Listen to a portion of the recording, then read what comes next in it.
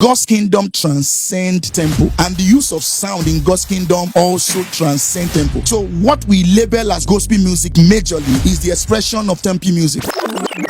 A lot of people are not familiar with the use of music as a tool to advance God's work. The reason why I used the term kingdom sound is because I want people to have an holistic view to the use of music from God's kingdom perspective.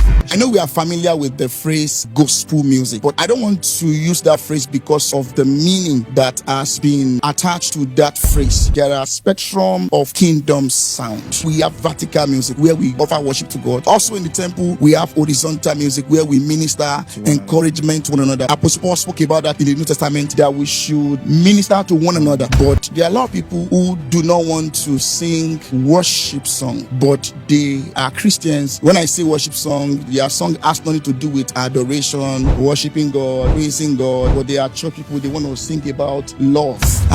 When I say love, I'm not just talking about agape love now. I'm talking about love between a man and a woman. Songs that speaks to family life, family values, entertainment. I know some will be surprised. Entertainment. A lot of people like that have a challenge in defining what they are doing. So they feel like, I'm not gospel and I'm not secular, then what am I? In God's kingdom, we have the temple. In God's kingdom, we also have the city. There is a life in the temple and there is a life in the city. There is a temple sound that connects with the affairs that goes on in the temple. God wants to have a say. There is a city sound that comes from the Lord that has to do with affairs that occurs in the city. God also wants to have a say. So it's the one that anointed the priest to take charge of the temple. Is the one that anointed the king to take charge of the city. In fact, there are quite a number of kings in scripture that delve into music. One of them is David. We know of David. Solomon also delved into music. The Bible said he wrote many songs. Yes. And some of the songs that Solomon wrote